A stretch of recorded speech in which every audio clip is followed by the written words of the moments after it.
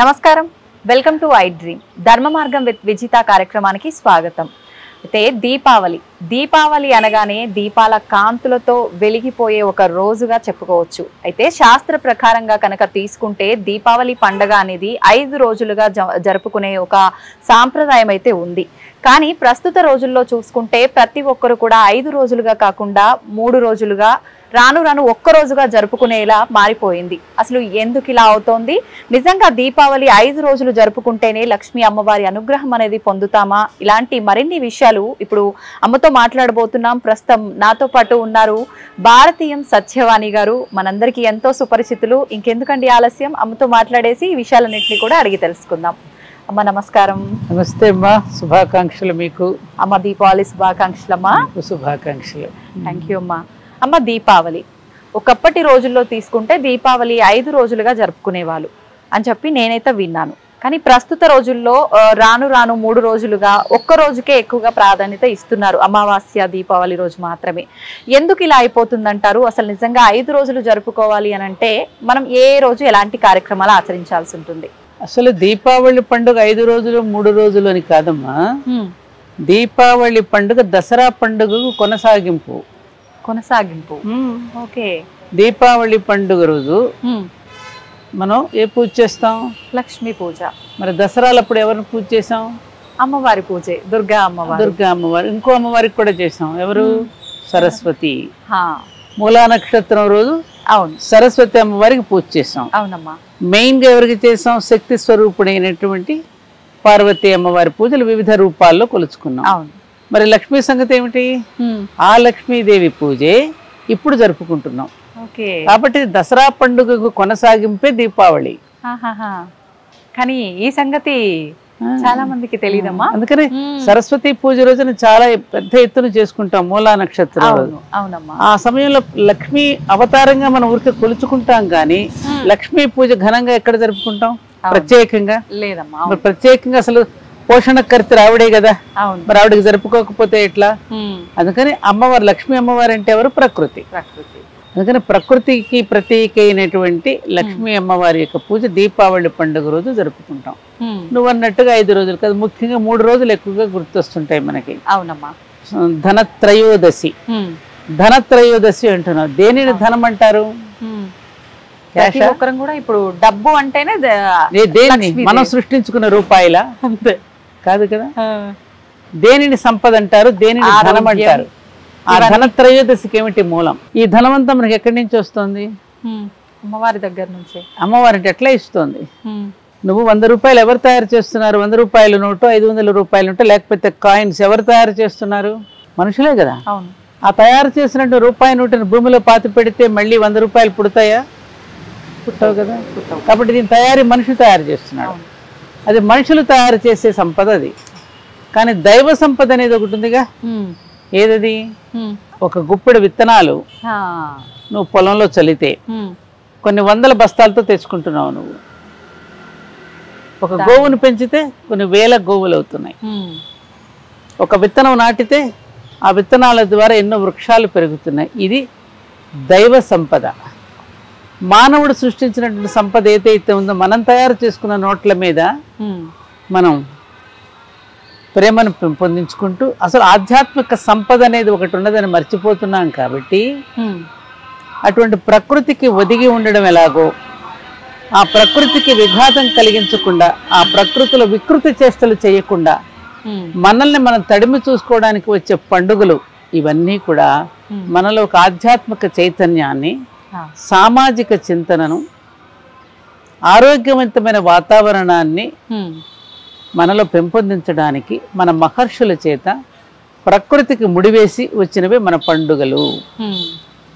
అందుకని ఆ రోజున ధనత్రయోదశిగా విపరీతమైన అడ్వర్టైజ్మెంట్స్ వచ్చేస్తున్నాయి. బంగారం కొనాలి అని. బంగారం కొనమని చెప్పలా, నీకున్నటువంటి సంపదను 10 మందికి పంచిపెడితే పుణ్యం అని చెప్పాను తప్ప, నువ్వు బంగారం కొట్టుకుని లాకర్లో పెట్టుకుని బీరువాల్లో పెట్టుకుంటే నీకేమీ ఒరిగేది లేదు. దానం చేయాలమ్మా రోజున. ధనం అంటే అసలు అది కదా అర్థం. కాబట్టి ధనత్రయోదశి అంటే ఏమిటంటే, అందుకని మనం పండుగలు చేసుకున్నప్పుడు చేసుకున్న పిండి వంటలు కానీ మనం వండుకున్న పదార్థాలు కానీ 10 మందికి పెట్టి మన సంతృప్తి పడతాం. 10 మందికి పెట్టేదే సంపద. ఏదో ఏదో లోగా చెప్పినట్టు ఏదో సంపాదించిన దాంట్లో దశభాగం ఇవ్వమని చెప్పి మనం పోగు చేసుకునే మతం కాదు మనది. మనం నిరంతరము చేసుకునే పండుగల వల్ల, హిందువులలో ఎన్ని పండుగలు ఉన్నాయి, సంవత్సరం అంతా పండుగలు, ప్రతి నెల పండుగే, మన ప్రతిరోజు పండుగే. ఇప్పుడు తిథులు ఎన్ని ఉన్నాయి, అన్ని తిథులలోనూ పండుగలు ఉన్నాయి చూడమ్మా, పాడ్యం నుంచి. అట్లా తదియ, విధియ, అలాగే చవితి, వినాయక చవితి, అట్లాగే మనకి పంచమి, ఋషి పంచమి, ఇలా చూసుకుంటే మీకు ప్రతి తిథి నాడు మనకు పండుగలు. దీపావళి, అమావాస్య, వైకుంఠ ఏకాదశి, ఇలా చూసుకుంటే ప్రతిరోజున పండుగగా జరుపుకోవడం వల్ల మనం సంపాదించిన ధనాన్ని 10 మందికి మనకు తెలియకుండానే రొటేట్ అవుతోంది. ఇది మన హిందువులలో ఉన్న గొప్పతనం. నీకు తెలియకుండానే నువ్వు సంపాదించిన ధనం పరోక్షంగా చాలా మందిని బ్రతికిస్తోంది. నువ్వు బ్రతుకుతూ 10 మందిని బ్రతికించటం ఎట్లాగో మన ఋషులు మనకు పండుగల రూపంలో నేర్పించారు. అందుకని ఏం చేశారు, ఒక తాయిలం చూపించారు, మన పుణ్యము అనే తాయిలం. ఇది చేస్తే నీకు పుణ్యం వస్తుంది అని. అప్పుడే చేస్తాం కదా, అప్పుడే చేస్తాం. ఎందుకంటే భగవంతుడు అన్ని 2 ఇచ్చాడు. 2 కళ్ళు, 2 నాసికా రంధ్రాలు, 2 చెవులు, అన్ని 2 ఇచ్చి నోరు మాత్రం ఒక్కటే పెట్టాడు మనకి. అది కూడా 2 పెట్టాడు అనుకో, ఏమవుతుంది, అంతా మనమే తినేస్తాం.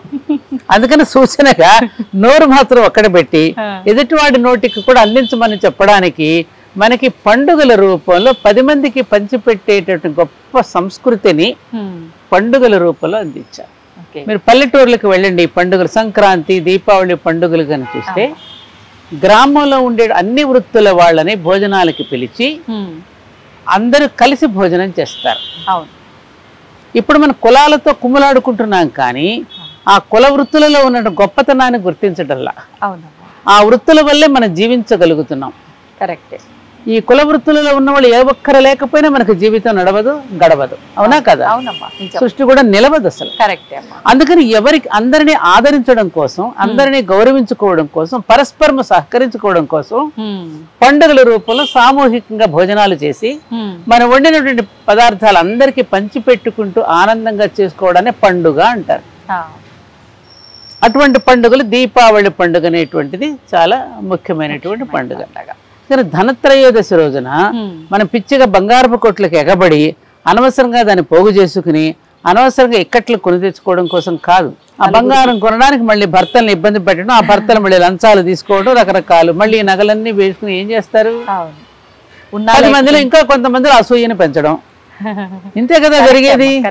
కాబట్టి ఏది ధనం, ఏది నిజమైన సంపద, అవన్నీ గ్రహించుకోవడానికి కోసమే ఎప్పటికప్పుడు మనల్ని మనం సరిచేసుకోవడం కోసమని ప్రకృతికి ముడివేసి మనకి పండుగలు అందించారు. అలాగే నరక చతుర్దశి మరునాడు వస్తుంది. నరకాసురుడు అనేటువంటి రాక్షసుడు కన్నెలను చెరపట్టి నానా రకాలుగా వాళ్ళని ఇబ్బందులు పెడుతూ ఉంటే అప్పుడు శ్రీకృష్ణుడు విడిపించడానికి బయలుదేరాడు కదా. ఆ కథ అంతా మీకు తెలుసు. అప్పుడు సత్యభామ కూడా తాను కూడా వెళుతుంది, నరకాసురుడితో యుద్ధం చేస్తుంది. తనకి కొడుకు అవుతాడు నరకాసురుడు. కొడుకు గనక తప్పు చేస్తే, ఇది బాగా వినాలి మనందరం, చాలా మంది తల్లులు ఏం చేస్తారు, కొడుకులు కూడా తప్పు చేస్తూ ఉంటే వెనకేసుకొస్తుంటారు వాళ్ళు. సత్యభామ అలా చేయలా. తన కొడుకైనప్పటికీ కూడా కన్నెలను చెరపట్టి ఆ విధంగా పాడు చేస్తూ ఉంటే తన కొడుకును కూడా సంహరించి తలకాయ తెగ్గొట్టి నేల మీదకి విసిరేసింది. ఇక్కడ ఆ సందేశం ఎందుకు అందుకో మనం, ఒరే ఇంత సంపాదన ఎక్కడదరా నీకు, నీకు వచ్చే జీతం ఎంత, నువ్వు తెస్తున్న డబ్బు ఎంత, ఎక్కడి నుంచి పట్టుకొస్తున్నావు ఇదంతా నువ్వు, అవును నిన్న తీయగలగాలి. అవును, అవునమ్మా కదా. అవును, అడుగుతున్నారా? అట్లా అడగట్లే. చిన్నప్పుడు మనం కథ చదువుకున్నాం చూడు, అమ్మా చిన్నప్పుడు నేను తోటకూర దొంగిలించినప్పుడే నువ్వు నన్ను మందలించి ఉంటే ఇవాళ గజ దొంగగా రూపొందేవాడని కాదు కదా. నేను చిన్నప్పుడే తప్పు చేస్తున్నప్పుడు ఎప్పటికప్పుడు నన్ను మందలించి నువ్వు కోప్పడి గనక సరిచేస్తే, కాబట్టి తప్పెవరే, నా తల్లే తప్పు చేసింది, తల్లికే శిక్ష వేయండి అన్నాడు. ఒక కథ ఉంది, మనం చిన్నప్పటి నుంచి చదువుకున్నాం. కాబట్టి తప్పు నా తల్లిదే, నేను కాదు ఈ దొంగగా రూపొందడానికని. అక్కడ సత్యభామ నుంచి మనం నేర్చుకోవాల్సింది ఏమిటంటే అది. అంతేకాదు, పురుషుల నేపథ్యం ఉంటుంది, కానీ ఈ స్త్రీ ఎప్పుడు కూడా సాధించలేనిదంటూ లేదు. అందుకని దసరా రోజున మన అమ్మవారు ఆఫ్టర్ ఆల్ ఏ ఉమ్మన్ నన్నేం చేస్తుందని చెప్పి మహిషాసురుడు వరం కోరుకున్నాడు కదా. స్త్రీలను ఏదో చిన్న చూపు చూశాడు. అటువంటి స్త్రీలు అబలలు కాదు సబలలు నిరూపించడం కోసమని, శక్తివంతులను నిరూపించడం కోసమని దేవతలందరూ సహకరిస్తే, తల ఒక ఆయుధం ఇస్తే అమ్మవారిని యుద్ధం చేసి రాక్షసులను సంహరించింది. ఇక్కడ సత్యభామ కూడా అంతే. క్రెడిట్ శ్రీకృష్ణుడికి ఇవ్వడానికి ముచ్చపోయింది, తాను చేయలేక కాదు. అందుకని భారత స్త్రీ ఎప్పుడు కూడా క్రెడిట్ ఎప్పుడు భర్తకి ఇస్తుంది. అతడిని ముందు నిలబెడుతుంది, తన వెనకాల ఉంటుంది. వెనక ఉండి నడిపించేది పాలించేది అంతా కూడా స్త్రీయే అని చెప్పడం కోసం ఈ పండుగల తర్వాత కొనసాగింపుగా సత్యభామ కథ కూడా విన్నాం మనం. కానీ ఆడవాళ్ళని వంటింటికే పరిమితి చేశారు, ఇలాంటి పురాణ కాలం నుంచి ఇవన్నీ చూస్తున్నామంటే ఆడవాళ్ళకు కూడా మంచి ప్రాధాన్యత ఉంది. పురాణ వేదకాలం నుంచి ఉందమ్మా. గొప్ప గొప్ప బ్రహ్మవాదుల దగ్గర నుంచి పురుషులను ప్రశ్నలు వేసి వాళ్ళకి దిమ్మ తిరిగేటట్టు ప్రశ్నలు వేస్తే ఏ పురుషుడు సమాధానం చెప్పలేకపోయాడు. ఇప్పటికీ వాళ్ళకి సమాధానం దొరకడల్లా స్త్రీని గురించి వాళ్ళకి.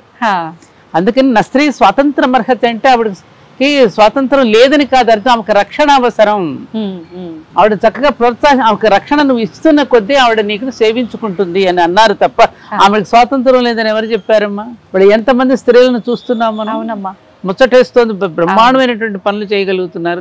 వాళ్ళు చేయలేక కాదు, అన్ని వీళ్ళే చేసేస్తే మరి పురుషుడికి ఏంటి పాత్ర నువ్వు చెప్పు, నువ్వు ఆలోచించు. అంతే, మా దగ్గర శక్తి ఉంది కదా అని అన్నిట్లోనూ మనమే బయలుదేరామనుకో అసహ్యంగా ఉంటది. అది కరెక్టే. పురుషుడికి కూడా ఒక పాత్ర ఇవ్వాలి కదా, ఉండాలి.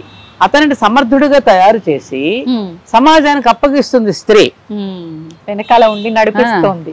సౌశీల్యం స్త్రీ అయితే సామర్థ్యం పురుషుడిది. ఈ సౌశీల్యము సామర్థ్యము కలిపితే వివేకం అనేటువంటి పుత్రుడు జన్మిస్తాడు. అందుకని స్త్రీకి ఆ సౌశీల్యం ఉన్నంత వరకు స్త్రీ అందం సౌశీల్యంలో కనపడుతుంది. మనకి కలాం గారు ఎప్పుడు చెప్తూ ఉండారు, హృదయంలో సన్మార్గం ఉంటే శీలంలో సౌందర్యం ఉంటుంది, శీలంలో సౌందర్యం ఉంటే ఇంటిలో ఐక్యత ఉంటుంది, ఇంటిలో ఐక్యత ఉంటే జాతిలో పద్ధతి వస్తుంది, జాతిలో పద్ధతి ఉంటే ప్రపంచం శాంతియుతంగా ఉంటుంది. సూపర్ చెప్పారమ్మా.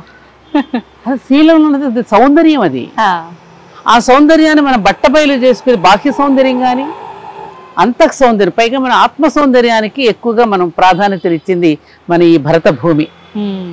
బాహ్య సౌందర్యానికి ఇవ్వాల, బాహ్య సౌందర్యానికే గనక అంత ప్రాధాన్యత ఇచ్చిన అసలు ఎవరికి పెళ్లిళ్ళు అయ్యేవి, అసలు దాంపత్య జీవితం ఇంత అందంగా నడిచేది కాదు. అవునమ్మా, ఏళ్ల తరబడి ముసలి వాళ్ళు అయిపోతున్న ఒకరికొకరితో ఏడ్చుకునే వాళ్ళు కాదు. దేనికి అక్కడ ప్రాధాన్యత ఇచ్చింది మనకి ఆత్మ సౌందర్యం. అందుకని గౌరీ పూజ చేయిస్తారు ముందుగా అమ్మాయికి పెళ్లి చేసే ముందు. ఆ గౌరీదేవి ఎవరిని ప్రేమించింది, ఎటువంటి వాడిని ప్రేమించింది? ఆ పరమశివుడు ఎలా ఉంటాడు? ఒంటి నిండా విభూతి, మెడ నిండా పాములు, జటాజూటం, మూడో కన్ను, భయంకరమైనటువంటి రుద్ర రూపం. అటువంటి వాడిని ప్రేమించిన ఏం చూసి ప్రేమించావు నువ్వు అని అడిగితే మీకేం తెలుసు అబ్బా ఆయన అందం, నాకు తెలుసు ఆయన అందం ఏమిటో. ఆ అంతః సౌందర్యాన్ని చూసింది. త్యాగం, మనందరి కోసం విషయాన్ని తాగాడు చూడుతాను, కంఠంలో మిడ్చుకుని ఆ అందాన్ని ప్రేమించింది. అలా జాతి కోసం ఆలోచించే వాళ్ళని ప్రేమిస్తుంది. అందుకని అక్కడ దేవీ దేవతల యొక్క పూజలో మనం గ్రహించవలసింది ఏమిటి? ఈ దసరా పండుగ, దీపావళి పండుగలలో పుష్పమాలలు, పత్రదళములు, పుణ్యజల అభిషేక కర్మలు, చందనము, కర్పూర హారతి మాత్రమే అమ్మవారికి సంతోషం కలిగించదు. శ్రేష్టమైన వ్యక్తుల కర్మమయ జీవనం ఏదైతే ఉన్నదో అది జగన్మాతకి ఇష్టం. ఈ పూజలు, ఈ వ్రతాలు, ఈ పండుగలు చేసుకునేటప్పుడు అమ్మవారికి చేసే అలంకరణలు, నైవేద్యాలు ఇవన్నీ అది మన తృప్తి కోసం మనం చేసుకుంటున్నాం, మన ఆనందం కోసం మనం చేసుకుంటున్నాం. కానీ ఆవిడకి కావాల్సింది ఎవరు?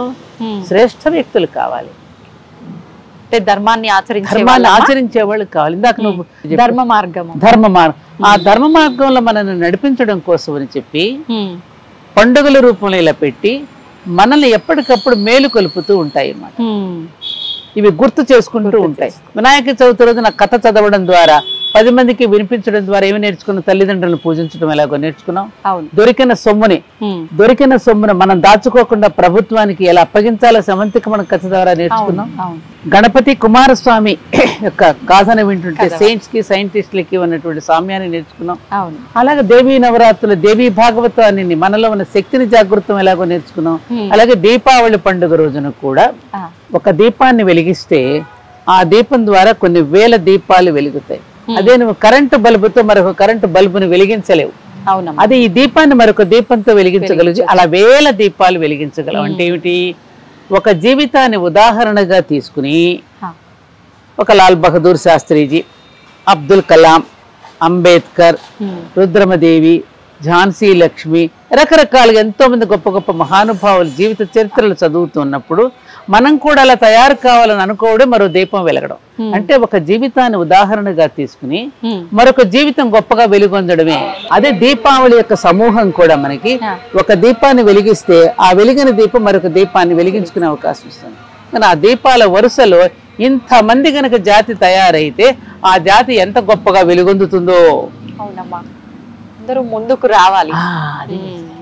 అందుకని ఆ రోజున ఇంకోటి ఏం చేస్తారు, నరక చతుర్దశి రోజున సాయంకాలం ఈ పరమార్థాలు మర్చిపోతున్నాం. అందుకే నీకు చెప్తున్నా నేను. సాయంకాలం నరక చతుర్దశి రోజున బలి దీపాలు అని పెడతారు. ఓకే, ఇవి యముడికి పెట్టే దీపాలమ్మా. చనిపోయిన వాళ్ళలో మన పూర్వీకులు, మన తాత ముత్తాతల స్నేహితుల్లో గాని మనకి జీవితంలో ఎంతో మంది మనకు సహాయపడుతూ ఉంటారు, సహకరిస్తూ ఉంటారు, మన ఎదుగుదలకు వాళ్ళు కారకులు అవుతారు. అటువంటి వారిని గుర్తు చేసుకుంటే వాళ్ళకు ధన్యవాదాలు చెప్పుకుంటూ వారి పేరిట ఒక దీపం వెలిగిస్తాం. మరి దానిలో ఎంత గొప్ప సంస్కారం ఉంది. అసలు వాళ్ళ కృతజ్ఞత అనేది ఉన్నదా? రాను రాను అన్ని మర్చిపోతున్నాము. ఆనాడు త్రేతాయుగులనే రామచంద్రుడు పుట్టక ముందే ఉదయించింది ఈ ప్రశ్న. ధర్మజ్ఞశ్చ కృతజ్ఞశ్చ. అసలు ధర్మంతో బ్రతికేవాడు, కృతజ్ఞతతో ఉండేవాడు అసలు ఎవరైనా ఉన్నారా? ఎందుకు లేరయ్యా? ఉన్నాడయ్యా, ఉన్నాడు, ఇదిగో రామచంద్రుడు ఉన్నాడని రామాయణం కథ అక్కడి నుంచి మొదలవుతుంది. మరి అప్పుడు త్రేతాయుగులైనటువంటి క్వశ్చన్ ఉదయించినప్పుడు, ప్రశ్న ఉదయించినప్పుడు అసలు ఈ కలియుగంలో మరి ఎంత ఉండాలి? అందుకని మళ్ళీ సత్యయుగం ఆరంభం కావడానికి ముందుగా ఈ పండుగల రూపంలో ఇలాంటివన్నీ తెలుసుకుని జ్ఞానాన్ని మనం పొందడం కోసం అని చెప్పి, ఈ సందేశాన్ని ఇవ్వడం కోసం అని చెప్పి మనకి ఈ దీపావళి, దసరా పండుగలు వచ్చాయి. ఈ బలిద్వీపం అనేది ఒకటే దీపం వెలిగించాలమ్మా? ఎవరి పేరుతో అయితే వాళ్ళందరూ, ఎంతమంది పేర్లు అయితే ఉన్నారో.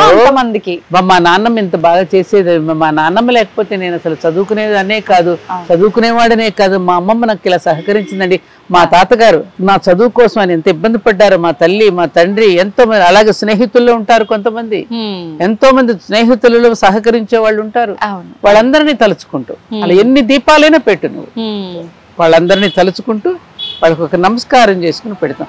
మన గంగా నది తీరానికి వెళితే కూడా మన పూర్వీకులను తెలుసుకుని దీపాలు వదులుతాం కదా. అవునమ్మా, అలాగనమాట. అప్పుడు బలి దీపాలు పెడతారు. అయితే ఇప్పుడు వాళ్ళు వెళ్లే మార్గ మధ్యలో ఉంటారని చెప్పి విన్నానమ్మా. ఆశ్వయుజ మాసంలో వచ్చే మహాలయ అమావాస్య నుంచి ఈ దీపావళి అమావాస్య వరకు వాళ్ళు పితృదేవత. నిజమేనా అమ్మా అది? ఇప్పుడు సూర్యుడు నుంచి దేవతలమ్మ, చంద్రుడి నుంచి పితృదేవ మనం వచ్చామని కదా. అందుకని ఆ దేవతలు ఇప్పుడు మనం మామూలుగా మన భగవద్గీత, మన సిద్ధాంతం ప్రకారం ఆత్మకు చావు లేదని కదా. అందుకని వాళ్ళందరూ కూడా ఎదురు చూస్తూ ఉంటారు. లేకపోతే మనకి పోలికలు ఎక్కడి నుంచి వస్తున్నాయి? ఆ తాతగారి పోలికలు, ముత్తాత పోలికలు, మేనత్త పోలికలు, మేనమాంసాలు, ఇవన్నీ ఎందుకు వస్తున్నాయి? ఆ గుర్తులు, ఆ జీన్స్, ఆ జెనెటిక్ ఇవన్నీ వస్తున్నాయా లేదా? వస్తున్నాయమ్మా. కాబట్టి మరి వాళ్ళందరి యొక్క దేని వల్లనే కదా మనకి రూపం అనేది వచ్చింది. కాబట్టి వాళ్ళందరూ ఎదురు చూస్తుంటారు వీళ్ళు పెట్టేదానికని. అంటే ఏమిటి అక్కడ? ఆ పితృదేవతలను ఆరాధించడం ద్వారా, ఆ పితృదేవతలకు ఆశీస్సులు పొందడం ద్వారా మన జీవనయానం సుఖప్రదంగా నడుస్తుంది. మనకు వాళ్ళు మీడియేటర్స్గా ఉండి ఆ దేవతలతో మనకందరికి అక్కడి నుంచి ఆశీస్సులు అందిస్తూ ఉంటే, ఆశీస్సులు అందుకుని మనం పెద్దలు ఎలా బ్రతికారో వాళ్ళలాగా మనం బ్రతకడం కోసం, ఆశీస్సులు పొందడం కోసం చేస్తాం. ఓకే అమ్మా, దీపావళి ఇప్పుడు నరకాసురుణ్ణి వధించటం వలన మనం విజయం పొందాము అని చెప్పి జరుపుకోవటము దీపావళి కాన్సెప్టా? లేదు అంటే నేను ఇంకొకటి విన్నా, రాముడు అయోధ్యకు తిరిగి రావటము, వాళ్ళంతా దీపాలతో ఆహ్వానం పలకటము, ఏ ఉద్దేశంతో జరుపు? అంటే అదే రోజున శ్రీరామచంద్రుడు కూడా పట్టాభిషిక్తుడు, అదే అక్కడ నుంచి సీతాదేవిని తరలి వచ్చి అయోధ్యకు చేరుకున్న రోజు కూడా దీపావళి రోజు అని చెప్పేసి కూడా ఆ రోజున అయోధ్య నగరం అంతా అలంకరించుకుని దీపాలు వెలిగించుకున్నారనేది కూడా మనకి రామాయణం ద్వారా మనం తెలుసుకున్న విషయం. కాబట్టి ఏది ఏ విజయం సాధించినా, ఎవరు ఏ విజయం సాధించినా ఆ విజయానికి సంకేతంగా మనం సంతోషాన్ని ఎలా వ్యక్తం చేస్తాం? మనం కూడా చూడు, చాలా మంచి విషయం ఉన్నప్పుడు చప్పట్లు కొడతాం, మనకు మనమే, మన మనసు కూడా డాన్స్ చేస్తూ ఉంటుంది. నిజమమ్మా, అవునా కదా? మనకే మనం పాట పాడుకుంటూ ఉంటాం. దాన్ని వ్యక్తం చేయడానికి ఏదో ఒక రూపంలో బహిర్గతం కావడానికి వస్తుంది. అలా ఆ సంతోషాన్ని వ్యక్తం చేయడానికి రకరకాల ప్రక్రియలు. అందుకని ఆ సంతోషాన్ని వ్యక్తం చేయడానికి, ఆనందంతో మన కంటి చూపుకి, కళ్ళకు ఆనందాన్ని కలిగించేది దీపం. ఆ దీపాన్ని చూడగానే ఆ వెలుగు మొగ్గను చూడగానే మన కళ్ళల్లో ఒక రకమైనటువంటి ఆ నర్వస్ కూడా యాక్టివేట్ అవుతాయి. ఆ దీపాలు వెలిగించుకోవడం ద్వారా, ఆ వెలుగుతున్న దీపాన్ని చూడడం ద్వారా మన కంటికి కూడా కాంతి పెరుగుతుంది. ఇదంతా సైన్స్, ఇది ఆరోగ్యం. అవునమ్మా.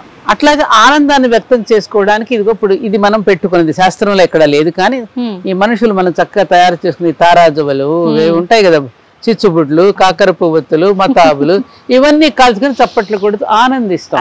అంటే మనం ఆనందిస్తూ ఉన్నప్పుడు మన శరీరంలో మనకు అలాంటి హార్మోన్స్ రిలీజ్ అయ్యి అనుభూతిని కలిగించినప్పుడు ఆ అనుభూతి కక్షలలో నుంచి మనకు ఎంతో ఆనందమైనటువంటి ఒక అనుభూతిప్రదమైనటువంటి ఏమంటారు దాన్ని, ఒక ఆనంద భాష్పాలు వస్తూ ఉంటాయి. అందరం కలిసి ఒకరినొకరు ఆలింగనం చేసుకుని పండుగను సరదాగా జరుపుకుంటాం. కాబట్టి ఆ ఆనందంలో ఒకలాంటి ఆరోగ్యం వస్తుంది మనకి.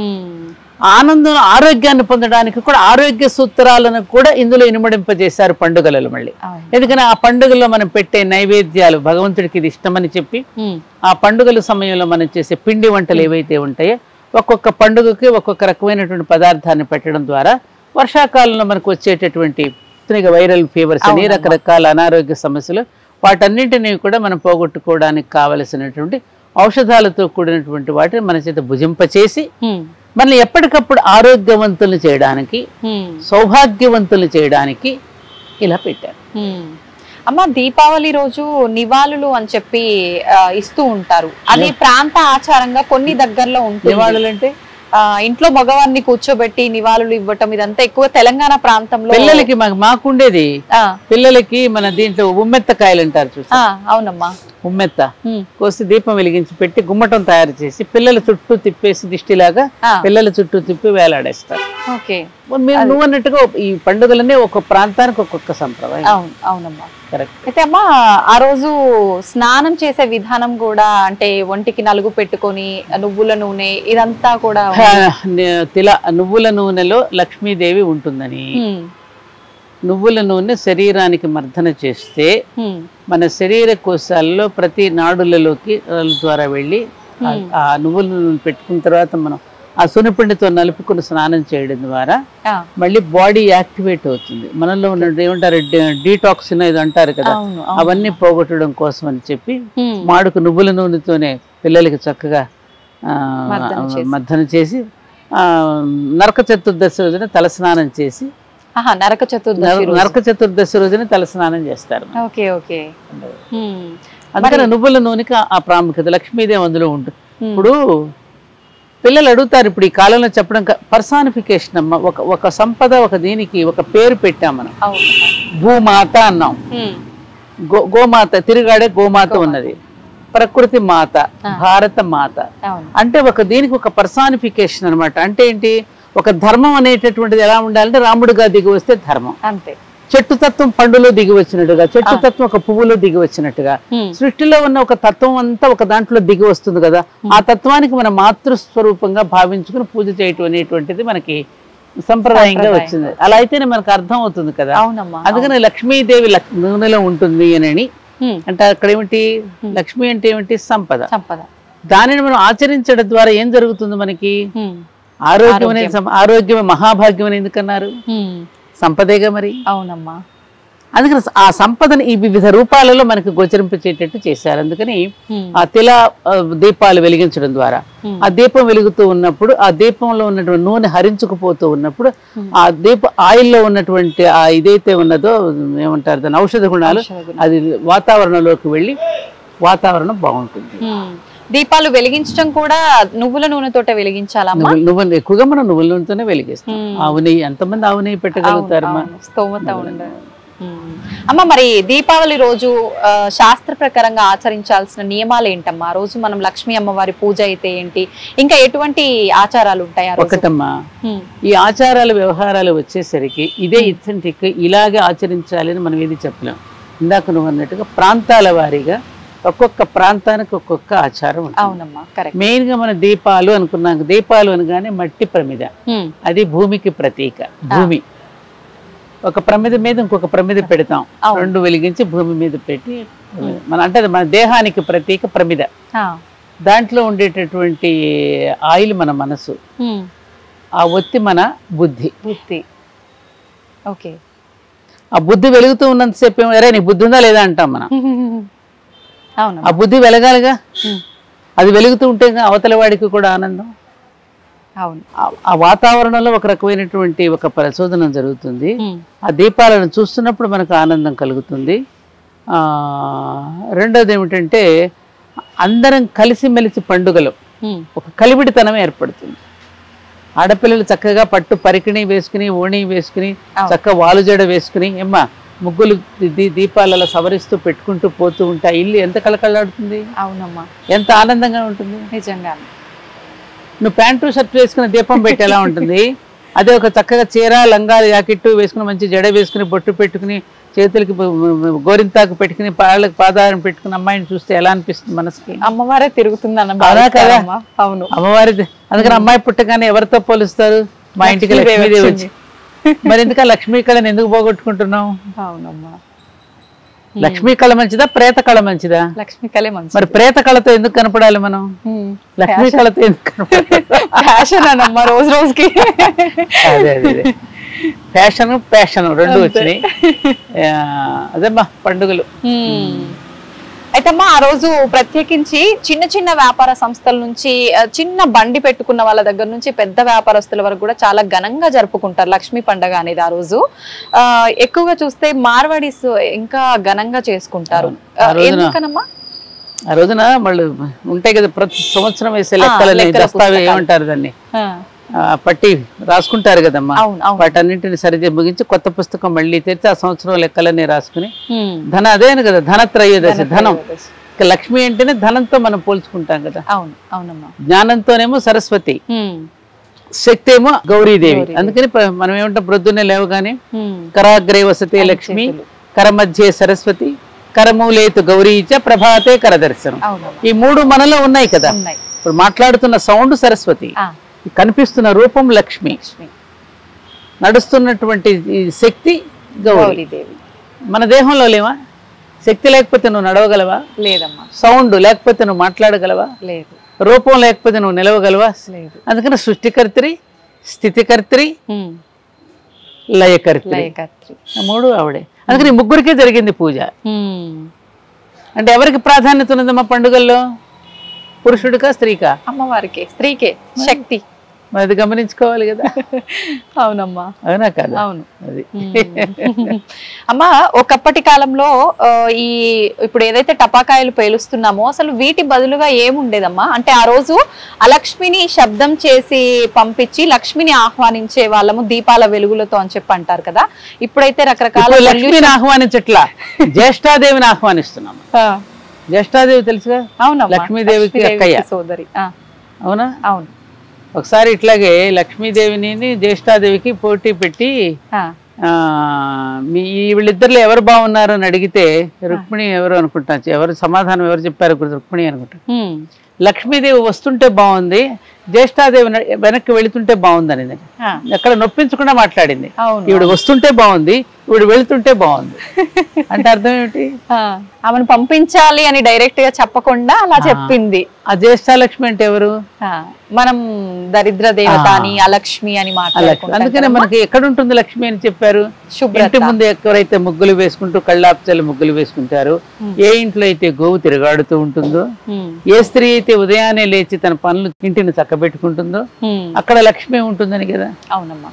చిన్నప్పుడు మేము చూసాం, మా ఈ దీపావళి పండుగ వస్తోంది అంటే మా అమ్మగారు వీళ్ళందరూ చక్క ఇళ్ళంతా శుభ్రం చేసేసి గుమ్మం దగ్గర ఒక అద్దం, ఒక కుంకుమ భరిణ, మందార పూలు పెట్టేవారు. అవన్నీ మేము చిన్నప్పుడు చూసాం కదా, ఒక ఆనందం కలిగించేది. ఎందుకమ్మా ఇలా పెడతారు అంటే సాయంకాలం లక్ష్మి వచ్చే వేళ కదమ్మా, మన ఇంట్లోకి వచ్చేటప్పుడు బొట్టు పెట్టుకుని అద్దంలో చూసి బొట్టు పెట్టుకుని లోపలికి కాలు పెడుతుంది అనేవారు. ఆ ఫీలింగ్ ఎంత బాగుంది. అవును అవును, చాలా బాగుంది. తప్పకుండా పెడతారు వాళ్ళు. ఇప్పుడు అవన్నీ ఎక్కడ ఉన్నాయమ్మా? ఇప్పుడు పసుపు గడపకి పసుపులు రాసేవారు కదా, ఇప్పుడులాగా పెయింటింగ్స్ లేవు. అప్పుడు లేవమ్మా. అది లక్ష్మీ కళ అంటే అది ఆ సంపద, ఆనందం. ఏది సంపద? కాబట్టి మన దేశంలో సంపద అంటే ఆధ్యాత్మిక సంపద, నిజమైన సంపద. ఇది ఏది మనతో రాదు. ఉన్నంత వరకు పరిశుభ్రంగా ఉంటూ క్లీన్లీనెస్ ఈజ్ గాడ్లీనెస్. ఎక్కడైతే పరిశుభ్రత ఉంటుందో అక్కడ లక్ష్మి ఉంటుంది. అందుకని ఇంటిని పరిశుభ్రంగా చేసుకుని గృహలక్ష్మి అంటే ఇల్లాలు. అందుకని ఇల్లాలు లేని ఇల్లునేమో దేంతో పోల్చారు? ఇంటిని చూసి ఇల్లాలని చూడని ఎందుకన్నారు? అవునమ్మా కదా. అందుకని పరిశుభ్రత ఉన్న చోట లక్ష్మి తారసిస్తుంది, తారసపడుతుంది, లక్ష్మి తాండవిస్తుంది అని చెప్పడానికి ఈ ఆచార వ్యవహారాలలో మనకి ఇవన్నీ ఈ పరిశుభ్రతను పాటించడం, పండుగలు ఎలా జరుపుకోవాలో చెప్పి 10 మందికి పంచిపెట్టడం ఎలాగో ఇవన్నీ చెప్పారు. అమ్మా ఆ రోజున కేదారేశ్వర నోము అని చెప్పి ఆచరిస్తూ ఉంటారు, చాలా మంది చేసుకుంటారు. ఇది వంతన ఉండాలా అమ్మా ఈ నోము నోచుకోవడానికి? నాకు పెద్దగా తెలియదు. ఈ నోములు వ్రతాలలో చాలా చాలా వస్తాయమ్మా. దాని గురించి నేను పెద్దగా అంత చేసుకుంటారు చాలా మంది కేదారేశ్వర. అమ్మ మరుసటి ఈ వ్రతాలన్నీ కూడా ఏటా వాళ్ళ సాంప్రదాయాన్ని ప్రకారంగా చేసుకుంటారు. వైభవలక్ష్మి వ్రతం అని, సంతోషం అనేటటువంటిదే అమ్మవారు.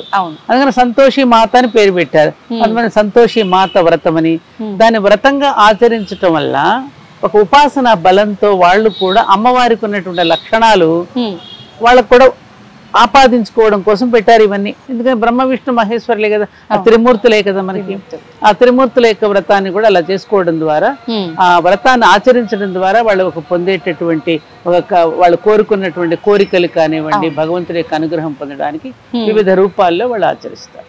నెక్స్ట్ రోజు కూడా యమద్వితీయ అని భగిని హస్త భోజనం అని చెప్పి ఇప్పుడు ఈ దీపావళి పండుగ నుంచి ప్రారంభమయ్యే గొప్ప విశిష్టత ఏమిటంటే, అమావాస్య తర్వాత పండుగ అయిపోయినటువంటి 3వ రోజున భగినీ హస్త భోజనం అని వస్తుంది. అవునమ్మా. అంటే పుట్టింటి వారికి ఈ మెట్టినింటి వారికి ఒక అనుసంధానం ఎప్పటికప్పుడు మర్చిపోకుండా ఈ బాంధవ్యాన్ని కొనసాగించడం కోసం అని చెప్పి ఈ భగినీ హస్త మనకంటే నార్త్ లో చాలా బాగా చేస్తారు. బాయ్జూద్ అంటారు, నార్త్ లో చాలా బాగా చేస్తారు. సోదరులు ఎవరైతే ఉన్నారో సోదరి ఇంటికి వెళ్ళి సోదరి చేత వంట చేయించుకుని భోజనం చేస్తారు. చేసినప్పుడు ఏమవుతుంది, వెళ్ళినటువంటి సోదరుడు తన సోదరి యొక్క కష్ట సుఖాలు తెలుసుకుని, అమ్మాయి ఎలా ఉన్నారు, పిల్లలు బాగా చదువుకుంటున్నారా, మేము ఆర్థికంగా మేము ఇబ్బంది పడుతున్నామా అని ఆ చెల్లెలో అక్కయో విషయాలన్నీ తెలుసుకుని అవసరమైతే వాళ్ళకి తోడ్పాటు చేసి ఎంతో కొంత ధనాన్ని చెల్లెలకు అక్కకో ఇచ్చి ఒక చీర సారే పెట్టి చెల్లెల్ని సంతోష పెడతాడు. తన పుట్టింటి వారు తన ఇంటికి వచ్చినప్పుడు కాయో పండో తెచ్చినప్పుడు అది చూసి ఆవిడ కూడా మురిసిపోయి తన కన్నవారు తన పుట్టింటి వారు తెచ్చారని ఆనందపడిపోతుంది. ఇది 2 కుటుంబాల యొక్క బాంధవ్యాన్ని చిరకాలు ఉంచడం కోసం. అట్లాగే మన ప్రాంతంలో ఏం చేస్తారంటే 12 సంవత్సరాలకో 10 సంవత్సరాలకో మెట్టలు చేయించడానికి అమ్మాయిని పుట్టినింటికి తీసుకెళ్తున్నాం ఒక ప్రాంతం. ఇక్కడ తెలంగాణ ప్రాంతంలో ఒడిబియ్యం పోయడానికి తీసుకెళ్తారు. ఈ బాంధవ్యం కొనసాగడం కోసం ఆమెకు ఆనందం కలిగించాలి కదా. ఆవిడ ఆ అత్తగారింటికి వెళ్ళిన తర్వాత ఆ కుటుంబ సభ్యులతో ఎన్నో రకాల వాళ్ళని సేవించుకుంటూ ఆవిడకి విశ్రాంతి లేనటువంటి తనం ఉంటుంది పాప. అప్పుడు విశ్రాంతినివ్వడం కోసం ఆమెను సేద తీర్చడం కోసమని ఈ పండుగల రూపంలో ఆ తల్లికి ఆనందం కలిగించడం కోసం మన మహర్షులు ఏర్పాటు చేసినటువంటి గొప్ప ఆచార సంప్రదాయం. తరువాత పంచమి నాడు మళ్ళీ నాగుల చవితి కార్తీక పంచమి మళ్ళీ మనకి చవితి వస్తుంది. పుట్ట దగ్గరికి వెళ్ళి పాలు పోస్తారు. పాము అనేది కాలానికి స్వరూపం, కాలం. ఆ పుట్ట దగ్గరికి వెళ్ళి పాలు పోయడం ద్వారా ఏమవుతుంది, ఈ ఎక్కువగా స్త్రీలకి ఈ గర్భాశయానికి సంబంధించినటువంటి వ్యాధులు సంక్రమిస్తూ ఉంటాయి. అవునమ్మా. ఆ పుట్టలో పాలు అనేది పోయిరు ఎందుకు పోస్తారు, అంత తడుపుతారు. ఆ పుట్టలో ఇవన్నీ పాలు ఇవన్నీ పోయడం వలన అక్కడంతా తడిసిపోయి ఉంటుంది. అది తిరగడానికి వీలుండదు లోపల. అదేమవుతుంది, అది కోపం వచ్చేసి బుస కొడతా ఉంటుంది. ఆ బుస కొట్టించుకోవడం కోసం వెళ్తారు వీళ్ళు. దాని కోపం తెప్పించాలి. బయటకు వస్తే వీళ్ళు ఎవరు పరిగెత్తుతారు. అది లోపల ఉండే పడుతుంటే ఆ హోల్స్ ఉంటాయి కదా, కలుగు అంటారు. ఆ కలుగులో నుంచి ఆ శ్వాస గాలి వస్తూ ఉన్నప్పుడు దాన్ని వీళ్ళు పీలిస్తే గర్భకోశ వ్యాధులు తగ్గుతాయి. అందుకనే పల్లెటూరులో చిన్నప్పుడు మేము అందరం చూసేవాళ్ళం. పాములాళ్ళు వచ్చారంటే పిల్లలందరూ మరిగెత్తేవాళ్ళం. మధ్యలో ఉండేవాడు ఆ బుట్టలో ఉండేది పాము. దాన్ని ఆడించి తను నాదస్వరంతో ఊదిస్తే అది ఆడిసిన తర్వాత ఏం చేసేవాడు, దాన్ని పట్టుకుని నేలకేసి కొట్టేవాడు. కొడితే అది మళ్ళీ తలపి ఆడేసేసి బుస కొట్టేది. ఆ బుస కొడితే ఆ చుట్టుపక్కల ఉన్న వాళ్ళకి ఎవరికైనా చెవి పోటున్నా దాని తోకతో చెవులో తిప్పేవారు. చెవి పోటు ఉంటే తగ్గుతుంది. కొంతమంది చెవిలో చీమ వచ్చిందని, చెవిలో ఇది వచ్చిందని చెప్పి రకరకాల వ్యాధులు, అలా వ్యాధులు నయమయ్యి అది ఆ బుస కొడితే ఆ శ్వాసను మనం పీలిస్తే స్త్రీలకు కొన్ని సమస్యలు తీరుతాయి అనేటటువంటిది ఆనాడు ఆచారంగా పెట్టారు. అదేం చేయదమ్మా పాము, కూరలు తీసేసి ఆడిస్తారు వాళ్ళు. వాళ్ళు మచ్చిక చేసుకుంటారు కదా అని వాళ్ళు శిక్షణ ఇస్తారుగా. అవును అవును. అట్లా నాగేంద్ర స్వామికి పుట్టలో పాలు పోయటం. మరి ఆడవాళ్ళు ఎందుకు వెళ్ళి పోస్తారు? అవును అవును. ఆ చుట్టూ దారం కడతారు పుట్టకు చుట్టూ, అది పైకి రాకుండా దారం చుట్టేసేసి పోస్తూ ఉంటారు. అది లోపల నుంచి బొస కొడుతూ ఉంటుంది. ఉంటున్నాయమ్మా ఇప్పుడు పుట్టల్లో పాములు? అవన్నీ మనం కామెంట్ చేయకూడదు. అంతే. సంప్రదాయాన్ని పోగొట్టుకోకుండా ఆచరిస్తున్నారు, అందుకు మనం సంతోషపడాలి. కానీ ఈ సంప్రదాయాలు ఆచరించే వ్యవహారాదులలో వికృత చేష్టలు ఉండకూడదు, వెరితనం ఉండకూడదు. తీసుకెళ్లి కెమికల్స్ తో కూడిన కుంకాలు పసుపులు పుట్ట నిండా పోసేసి అగరత్తులు పెట్టేసి దీపాలు వెలిగించేసి దాంట్లో కోడిగుడ్లు పోసి ఇవన్నీ కూడా వెరి చేష్టలు. అవునమ్మా. నానాటికి ఇవి మన వెరి చేష్టలు చేయటం మళ్ళీ పోస్టింగ్లు పెట్టుకుని వాట్సాప్ లో అందరికీ పంపడం, నేను ఇంత గొప్పగా పాల్పోసా, నేను ఇంత గొప్పగా అక్కడ ఒక జీవిని శుభ్రంగా ఇబ్బంది పెట్టేసి మళ్ళీ హడావిడి. అయితే ఓన్లీ సంతానం కోసము చేసే వాళ్ళు మాత్రమే ఎక్కువగా ఆరాధిస్తారు కానీ గర్భానికి కొన్ని రకాలు ఉంటాయి. Okay okay. ఆయుర్వేదిక్ డాక్టర్స్ అడిగితే మీకు ఇంకా విపులంగా చెప్తారు దీని గురించి. దాని విషయం నుండి కూడా చాలా మందులు తయారు చేస్తారు. అవును అవునమ్మా. అయితే ప్రత్యేకించి అంటే ఒక్కొక్క దగ్గర ఒకసారి పంచమి ఒక ప్రాంతం వాళ్ళు, ఒక ప్రాంతం వాళ్ళు చవితి అంటే ఇది పంచమి కూడా ఇక్కడ బాగా చేస్తారుగా. అంటే సూర్యుడిని ఆరాధించే వాళ్ళు ఒకసారి చంద్రుడిని నీకు ప్రాంత సౌరమానం చంద్రమానం రకరకాలుగా దేశవ్యాప్తంగా ఒక్కొక్క రాష్ట్రంలో ఒక్కొక్క పద్ధతి ఉంటుంది, ఆరాధనా తీరు ఒకటి ఉంటుంది, మార్గం ఒకటే, పద్ధతులు వేరు. అవును అవును. ఎయిమ్ ఒకటే, అంతే, ఉద్దేశం ఒకటే, కాకపోతే ప్రాంతాన్ని బట్టి ఆచారం అనేది మారిపోతుంది. ప్రాంతాన్ని బట్టి అక్కడ ఉన్నటువంటి దొరికే పదార్థాలను బట్టి మారుతుంది. అయితే ఇప్పుడు ఏదైనా భగవంతుడిని తలుచుకుని కృతజ్ఞతలు చెప్పడమేగా. ఏ రూపంగా చెప్పినా ఆయనకి అందేదిగా. కేశవం ప్రతిగచ్చతి అన్నట్టుగా ఆ కేశవుడికే చెందుతాయి అవన్నీ. నిజంగా మీరు చెప్పింది అయితే 100% నిజమమ్మా. ప్రతిదీ కూడా మన ఆచార సాంప్రదాయాలకి సైన్స్ జోడించి, మీరు స్టార్టింగ్ లో చెప్పారు ఏదైనా మనకు పుణ్యం అని చెప్పి జోడించి చెప్తే ఎలా చేస్తారో ప్రతిదీ సైంటిఫిక్ గా ఇలా చెయ్యాలి. స్కూల్కి వెళ్ళలేదు మారం చేశాడు అనుకో, నువ్వేం చెప్తావు? సాయంత్రం డాడీ వచ్చిన తర్వాత సినిమాకి వెళ్దాం, చాక్లెట్ అని వాడికి మంచి మాటలు చెప్పి చందమామ రావే, చందమామ వస్తుందా రాదు వాడిని. అందుకని ఆ శైశవ దశలో ఉన్నటువంటి శిశువుకి ఏ విధంగా మనం తైలం చూపించి వాడిని మచ్చిక చేసుకుంటూ వాడికి ఎలా అయితే చెప్తున్నామో భగవంతుడితో కనెక్షన్ ఇప్పించడం కోసం, ఆ అనుసంధానం కోసం అని చెప్పి వాళ్ళకి ఇది చేస్తే నీకు నిజంగానే వస్తోందిగా. మరి పరోక్షంగా మనకు కనపడదు. నువ్వు ఇతరులకు సహకరిస్తే, ఇప్పుడు పండుగల రూపంలో మనందరికీ పెడుతున్నాం, దాన ధర్మాలు చేస్తున్నాం, దానివల్ల నీకు పరోక్షంగా నీకు లాభం మరొక చోట నువ్వు పొందుతున్నావుగా. అవును. సత్కర్మకు చేస్తుంటే మరొక సత్కర్మ వస్తుంది కదా, ఫలితం. దుష్కర్మ చేస్తే దుష్ఫలితం వస్తుంది, సత్కర్మ చేస్తే సత్ఫలితం వస్తుంది. అది మనం పరోక్షంగా తెలుస్తోంది కదమ్మా. ఏనాడు చేసుకున్న పుణ్యము అంటే రావలేదా? అంటారు. ఎప్పుడు చేసుకున్న పుణ్యం అండి, దేవుడిలా వచ్చారండి మీరు అంటామా. ఎందుకు వచ్చారు? ఆ దేవుడిలో ఎవరు వచ్చారు? ఎందుకు వచ్చాడు? ఎందుకు నేను ఆదుకున్నాడు ఆ సమయానికి? నువ్వు ఎప్పుడైతే చేసావు కాబట్టి. మనం చేసింది చేయించడం కోసం అని చెప్పి మనకి దాన ధర్మాలతో ముడిపెట్టి పండుగల రూపంలో ఇలా చేయించారు. గోదానం చెయ్యి, వస్త్రదానం చెయ్యి, అన్నదానం చెయ్యి, విద్యాదానం చెయ్యి, భూదానం చెయ్యి అని మనకి పండుగల రూపంలో దాన ధర్మాలకు ముడిపెట్టి చేయించారు. దాచుకున్నాం అనుకో అవన్నీ ఏమవుతుంది? మురిగిపోతుంది. అవునమ్మా. అంతే అవునా కాదు? అంతే, కరెక్ట్. అందుకు పెట్టారు. నిజంగా నిజమమ్మ మీరు చెప్పింది. అయితే వాళ్ళు ఏం చేశారు? గుప్పెట్లో పెట్టేసుకున్నారు వాటిని, చెప్పలా బహిర్గతం. నేను చెప్తున్నాను కదా నువ్వు ఆచరించు అన్నారంతే, మనం ఆచరించేశాం. అవును. ఇప్పుడు ఆచరించు అంటే ఆచరించటలా, ఏంటో చెప్పు, ఎందుకు ఆచరించాలో చెప్పు అంటున్నారు కాబట్టి ఇప్పుడు విప్పి చెప్పవలసి వస్తుంది. కరెక్టే అమ్మా. క్వశ్చన్స్ వేసే వాళ్ళు ఎక్కువైపోయారు. వాళ్ళు ఎవరో కాదు.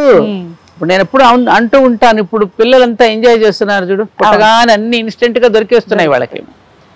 నేను అంటుంటాను, నిన్న కూడా ఎవరితో అన్నాను, వీళ్ళు ఎవరో కాదు మన పూర్వీకులు, మన పెద్దవాళ్ళు చనిపోయిన తర్వాత మళ్ళీ పునర్జన్మ అయితే ఇలా ఎంజాయ్ చేస్తున్నారు వాళ్ళు. ఆనాడు చూడదంతా ఇప్పుడు చూస్తున్నారయ్యా. అంతే, అన్ని అనుభవించాలని. అప్పటిదప్పుడు ఇప్పుడు 30 సంవత్సరాలకి మన పెద్దవాళ్ళు వడిలిపోయి కనపడేవారు. వాళ్ళకి ఏ ఏసీలో ఉన్నారమ్మా పాపం. అవునమ్మా.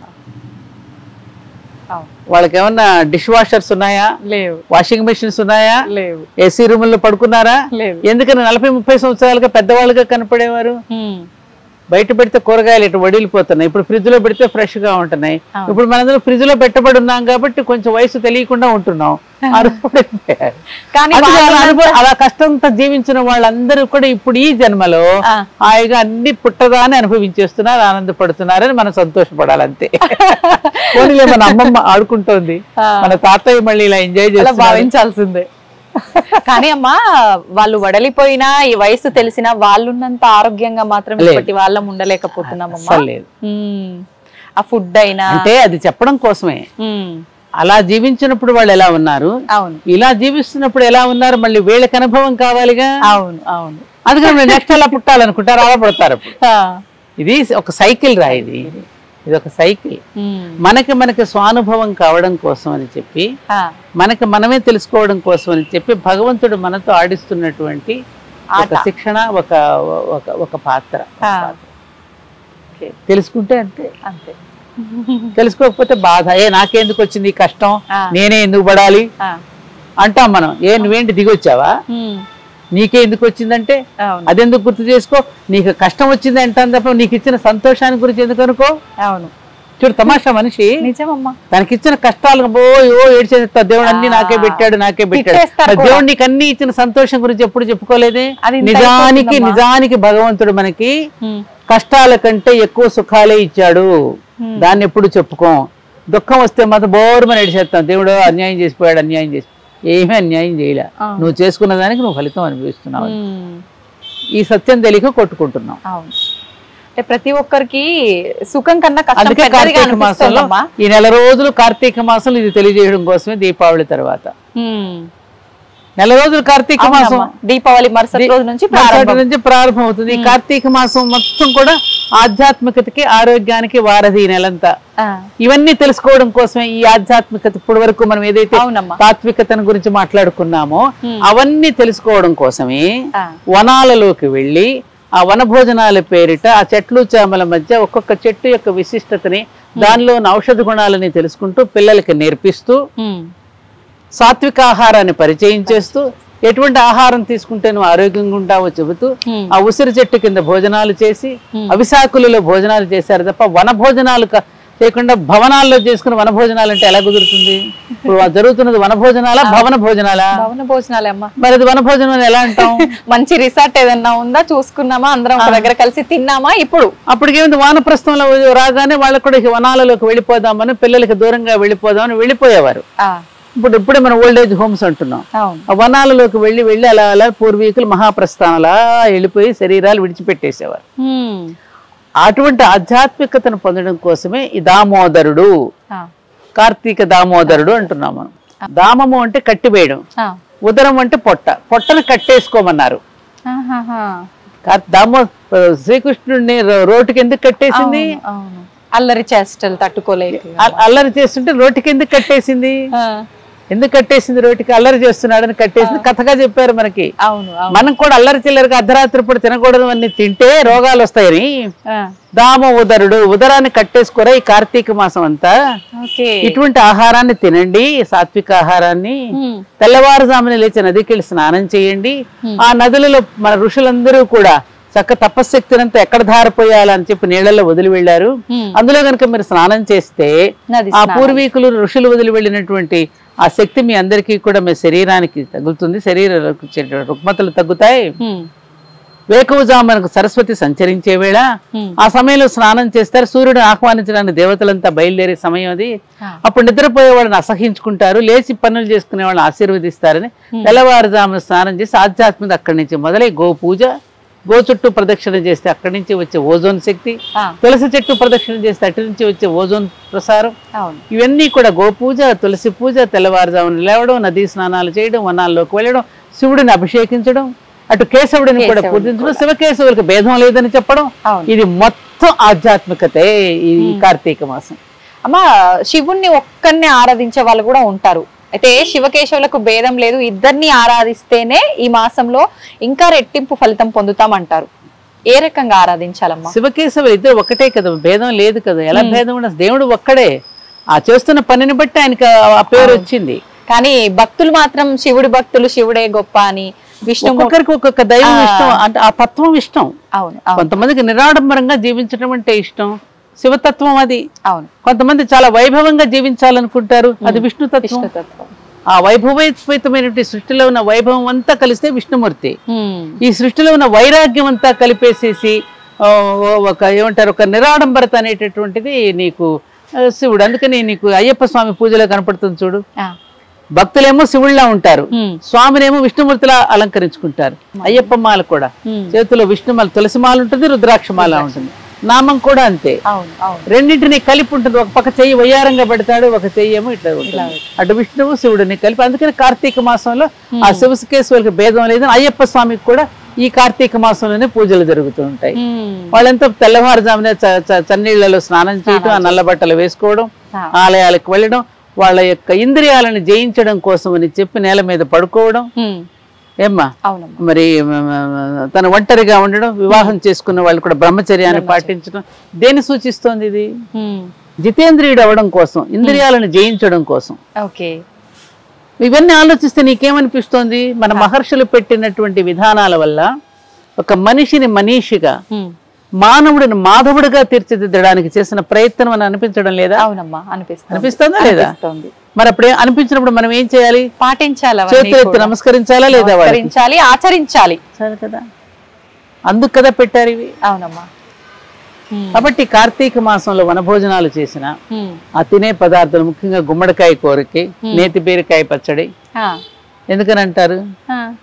నేతి బీరకాయ పచ్చడి, గుమ్మడికాయ ముఖ్యంగా. మనం అప్పుడప్పుడు తెలియకుండా, మనం భోజనంలో తెలియకుండానే మన వెంట్రుకలు వెళ్తాయి ఆహారంలో. దానిని జీర్ణింపజేసే శక్తి గుమ్మడికాయకు ఉందిట. అదే గుమ్మడికాయ కూర, నేతి బీరకాయ పచ్చడి తప్పనిసరిగా ఉండాలి. అలాగే వనాలలో అల్లం పచ్చడి. ఎందుకనంటే కార్తీక మాసం రోగాలు సంక్రమించేటటువంటి నెల. అవునమ్మా. ఏదంటారు, కార్తీక మాసం చివరి రోజులు, మార్గశిర మాసం మొదటి 10 రోజులు డాక్టర్లకు బాగా గిరాకీ పెంచేటటువంటి రోజులని యమద్రష్టలటది. అందుకని ఈ ఆహార పదార్థాల ద్వారా ఆరోగ్యాన్ని సరిదిద్దుకోవడం కోసమని ఈ ఆయుర్వేదంతో కూడినటువంటి ఈ మొక్కలని, ఆ గాలిని పీల్చడం కోసం వనాల్లోకి వెళ్ళడం, అటువంటి ఆకులలోనే మనం భోజనం చేయడం. ఆరోగ్యమేరా, అన్ని ఆరోగ్యం కోసం పెట్టినవే మనం ఇవన్నీ. ప్రతిదీ నువ్వు ఏది తీసుకున్నా మనకి వెనక దాని వెనక ఆరోగ్యం. అమ్మా, ముఖ్యంగా కార్తీక మాసంలో ఆహార నియమాలు అన్నారు కదా, అల్లం, వెల్లుల్లి, ఉల్లిపాయలు ఇలాంటివి కూడా తీసుకోకూడదు అంటుంటారు కదమ్మా, ఎందుకని? మనం ఆధ్యాత్మికత వైపుకి వెళ్తున్నప్పుడు కొంచెం తమో గుణాన్ని పెంచేవి తినం. రజోగుణ తమో గుణాలకి ఇవ్వకుండా సత్వగుణాన్ని పెంచేటువంటి ఆహారాన్ని తీసుకుంటాం. అప్పుడు అయితే అమ్మా, ఇప్పుడు మనం ఆహార నియమాలు అని చెప్పారు. ఆహార నియమాల్లో ముఖ్యంగా అల్లం, వెల్లుల్లి, ఉల్లిపాయ ఇలాంటివి నిషేధం ఈ మంత్ మొత్తం కూడా అని చెప్తుంటారు కదమ్మా, ఎందుకని ప్రత్యేకించి ఇవి? అదే మనం కార్తీక మాసం అంటే కొంత ఆధ్యాత్మిక చింతనకు సరైనటువంటి మాసం కదమ్మా. అవునమ్మా. కొంచెం ఆలయాలకు వెళతాం, అభిషేకాలు చేసుకుంటాం, ఉపవాసం చేస్తాం కదా. అందుకని తమో రజో గుణాలను పెంపొందించే ఆహార పదార్థాలు దూరంగా పెట్టి సత్వగుణ ప్రధానమైనటువంటి ఆహారాన్ని పెట్టడం ద్వారా ఆ ఉపవాస దీక్ష చేసేటప్పుడు కూడా నియమాలను పాటించడానికి కూడా మన దేహం సహకరిస్తుంది. అప్పుడు లేకపోతే నియమాన్ని పాటించలేక దేహం సహకరించాలి కదా. అందుకని చెప్పి పెట్టారు. అది పైగా కార్తీక మాసంలో ఉల్లిపాయ, వెల్లుల్లి అంటే ఎక్కువగా చూడండి, ఉల్లిపాయలో ఇట్లా సగానికి వస్తే విష్ణు చక్రం కనిపిస్తుంది, అడ్డంగా వస్తే శంఖం కనిపిస్తుంది. అది శివకేశవులకి, ఆ ఉల్లిపాయని శివకేశవులుగా భావించేటటువంటి ఒక భావన కూడా ఉన్నది. అందుకే బ్రాహ్మణ్స్ ఎక్కువగా ఆ వెల్లుల్లి తినరు. రౌండ్ గా వస్తే విష్ణు చక్రంలా ఉంటుంది, నిలువుగా వస్తే శంఖం కనిపిస్తుంది. దాంట్లో గమనించారా? నాకు ఇప్పుడు అనిపిస్తుంది నిజంగా. అందుకని శివకేశవులు కదా, దానిని కోసి తినకూడదు అనేది ఒక భావన. అర్థమైందా? సో అట్లా ఆహార నియమ, ఉపవాసము అంటే దేవుని సన్నిధిలో వసించుడా, అంటే దేవుని యొక్క సమీపంలో, ఈ పూజాధికాల సమీపంలో ఎక్కువ సమయాన్ని మనం గడపడం అన్నమాట. ఉపవాసము, వసించుట అంటే ఉపవాసం అంటే కడుపు మార్చుకోమని కాదు అర్థం. అల్పంగా ఆహారం తీసుకుంటే మనం జపం చేసుకోవడానికి, ధ్యానం చేసుకోవడానికి, పూజాధికాలు నిర్వహించుకోవడానికి మనకి దేహం సహకరిస్తుంది. ఆ సమయం లేకపోతే నిద్ర వస్తుంది. ఈ ఆహారాన్ని జీర్ణం చేయడంలోనే మన ప్రాణశక్తి అంతా దాని మీద పనిచేస్తుందిగా. అవునమ్మా. అందుకని పెట్టారు. కానీ అమ్మ చాలా మంది భగవంతుడికి దగ్గరలో ఉండడం ఉపవాసం మన అంటే శరీరం నిలబడడం కోసం ఏదో కొంచెం తీసుకోవాలి అని చెప్పి, కానీ చాలా మంది కఠినంగా చేస్తుంటారమ్మా. ఎప్పుడో అంటే రోజులో ఒక్కసారి తీసుకొని మిగతాదంతా అసలు ఏం తీసుకోకుండా ఇలా చేయడం కరెక్టే అంటే మరి లోపల ఉన్న వాడికి నైవేద్యం ఎవరు పెడతారు? నువ్వు లోపలే దైవం ఉన్నాడు అంటున్నావు, నీలోనే దైవం ఉన్నాడు. కృష్ణుడు ఏమన్నాడు? నేను తీసుకునే ఆహారాన్ని 4 విధాలుగా నేనే విభజిస్తున్నాను, జఠరాగ్ని రూపంలో కూడా నేనే ఉన్నాను అంటున్నాడు కదా. మరి నీలో ఉన్నవాడికి మరి భోజనం పెట్టకపోతే వాడు ఎలా ఉంటాడు? అవును, ఇబ్బంది పడతాం కదా. దేహం అవును అవును దేహం అనేటువంటి దేవాలయం లాంటిది. ఈ దేహంలో నివసించే హృదయంలో నివసించేది హృదయపీఠంలో ఉన్నది దైవము. అందుకని హృదయమే దైవపీఠము, ఈ శరీరం దేవాలయం. మరి అదేగా మనకి చెప్పారు. అందుకని ఉపవాసం పేరిట కడుపు మార్చుకోమని చెప్పలేదు. దానివల్ల ఏమవుతుంటే సరే కిడ్నీ ఏమి తీసుకోకపోతే కిడ్నీ ప్రాబ్లం వస్తుంది, గ్యాస్ట్రిక్ ప్రాబ్లమ్స్ వస్తాయి, అట్లా ఉండమని ఎక్కడా చెప్పలే. ముందు వాడికి అందుకని ఆచమనం ముందు ఎందుకు చేస్తున్నాం మనం? గొంతు ఎందుకు తడుపుకుంటున్నాం? అలాగే కొంచెం అల్పంగా మన ఆహారం కూడా తీసుకోవాల్సిన అవసరం ఉంది. పూర్తిగా ఉపవాసం ఉండడం కరెక్ట్ కాదు. శివుడు అభిషేక ప్రియుడు అంటారు, ప్రత్యేకించి ఇది శివకేశవులకు సంబంధించిన మాసం. మరి ఆయన్ని ఏ రకంగా ప్రసన్నం చేసుకోవచ్చు అంటారు? ఎటువంటి పదార్థాలతో అభిషేకం చేయొచ్చు అంటారు ఈ మాసం అంతా? ఆయనకు కోపం రాకుండా చూసుకోవడమే అభిషేకం. ఏం చేయాలమ్మా కోపం రాకుండా ఉండాలి? నీళ్లు చల్లాలి. కోపం వచ్చిన వాడి మీద నువ్వేం చేస్తావు? నీళ్లు చల్లవు. శాంతి శాంతి శాంతి నీళ్లు చల్లుతావు. ఆ నీళ్ళు ఎందుకు చల్లుతున్నావు అంటే శివుడి నుంచి కాస్మిక్ ఎనర్జీ ఎక్కువగా ప్రసరం అవుతుంది ఇది శివలింగం నుంచి. ఆయనకు అభిషేకం చేయడం ద్వారా నిన్ను నువ్వు కడిగేసుకుంటున్నావు. అక్కడ బాహ్యంగా నువ్వు అభిషేకిస్తూ నీ అంతరంగాన్ని అభిషేకించుకుంటున్నావు, నీ అంతరంగాన్ని కడిగేసుకుంటున్నావు. మనిషి అన్న తర్వాత మనసుకు కూడా మాలిన్యం వస్తుంది, అవునా కదా? ఇప్పుడు అక్కడ పూజ గదుల నిర్మాల్యాన్ని ఎట్లయితే మనం తీసేస్తున్నామో మన మనసులో ఏర్పడిన నిర్మాల్యాన్ని కూడా తీయాలి కదా. ఆ తీయడం కోసం అని చెప్పి ఆయనకు అభిషేకం చేసే మంత్రాలలో ఈ వైవిధ్యాన్ని అంతటిని కీర్తిస్తూ సృష్టిలో ఆయన ఏర్పరిచిన వైవిధ్యాన్ని అందరు అక్కడ చూడు అందరికీ నమస్కారం అంటున్నాడు. నమః నమః నమ్మకం చదివేటప్పుడు చెట్టుకు నమస్కారం, పుట్టకు నమస్కారం, గుట్టకు నమస్కారం, ఆకుకి పిందికి కేస అన్నింటికి నమః నమః నమస్కారం చేసుకుంటూ ఆయన యొక్క సృష్టిని వైవిధ్యానికి ధన్యవాదాలు చెప్పుకుంటూ నీకు కోపం రాకుండా ఉండేటట్టు స్థితిని నాకు కలిగించవయ్యా అంటే ధర్మాన్ని అతిక్రమించకుండా ధర్మంగా నడుచుకునేటట్టు బుద్ధిని నాకు ప్రసాదించమని కోరుకుంటూ చేస్తున్నాం అభిషేకం అక్కడ. అందుకనే చూడు మన సంకల్పంలో చెప్పుకునేటప్పుడు మమ ఉపాత్త దురిత క్షయ ద్వారా శ్రీ పరమేశ్వర ప్రీత్యర్థం అంటున్నామా? అవునమ్మా. పరమేశ్వరుడు యొక్క ప్రీతి మనకి ఎప్పుడు దొరుకుతుంది? మనం చేసే పాపాలు పరమేశ్వరుడు యొక్క ప్రీతిని కలగడానికి ఇది అడ్డంకుగా ఉంటుంది మనం చేసే పాపం. అవును అవునమ్మా. అందుకని ఆ అడ్డంకిని తొలగించేస్తున్న నా పాపాలను నేను క్షయం చేసుకుంటున్నాను. ఆ పాపాన్ని క్షయం చేసుకోవడం ద్వారా నీ ప్రీతి లభిస్తుందని తెలిసిన వాడై నేను అభిషేకానికి ఇప్పుడు నేను రెడీ అయ్యాను. ఇక తర్వాత చేయకూడదుగా మరి. అప్పుడు మళ్ళీ చేస్తే మరి అనుగ్రహం ఎలా లభిస్తుంది? అందుకని ఏమంటాడు, శివాలయంలో అభిషేకం చేసినా ఏం జరగలేదండి, ఆ దేవుడి దగ్గరికి వెళ్ళా ఈ దేవుడు ఏం జరగలేదండి, అదిగో మీ దేవుడి దగ్గర ఏం జరగలేదు కదా మా దేవుడి దగ్గరికి వెళ్ళి ఇంకొకటి పిలుస్తాడు. అప్పుడు కరెక్టే అమ్మా, ఇదే జరుగుతుంది.